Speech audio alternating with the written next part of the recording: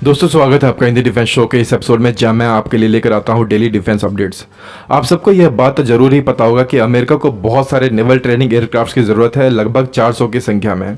हालांकि इस टॉपिक को पहले हमने कभी कवर नहीं किया था, लेकिन आप लोगों को बता दूं कि इस टेंडर में अगर कोई नाम सबसे ज़्यादा आगे था तो वह था तेजस का नेवल वेरियंट।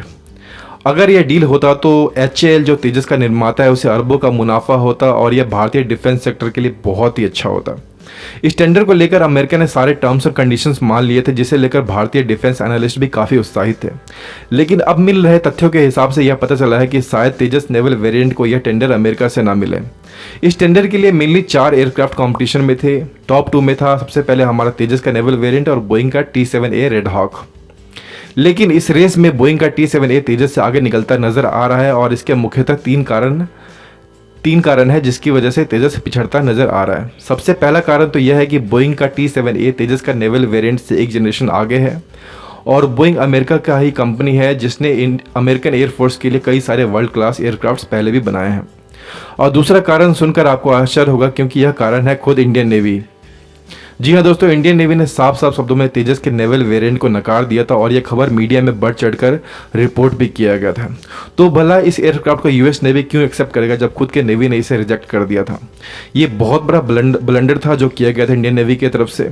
यकीन मानिए बहुत बड़ा चांस था ये तेजस और HAL के लिए, लेकिन अब इस गलती का खामियाजा इन्हें भुगतना पड़ेगा। ये तो वे 2 कारण। अब तीसरा कारण है अमेरिकन एविएशन इंडस्ट्री और HAL का रिलेशन, जो कभी रहा ही नहीं और ना कभी इनके बीच कोई डील हुआ था। अब अमेरिका को ज़रूरत है कम से कम 400 नेवल ट्रेनर एयरक्राफ्ट की, और अगर अमेरिका इतने सारे नेवल एयरक्राफ्ट्स लेता तो इसके पार्ट्स के लिए किसी न किसी तरह से अगले 30 सालों तक HAL पे इन्हें डिपेंड होना पड़ता। अभी तेजस इस डील से बाहर नहीं है, लेकिन मुझे लगता है कि बोइंग का T-7A इस डील को ले जाएगा, क्योंकि अमेरिका अपने ही देश की कंपनी को प्रेफर करेगा, जब भी तो वहाँ की एविएशन इंडस्ट्री इतना आगे है।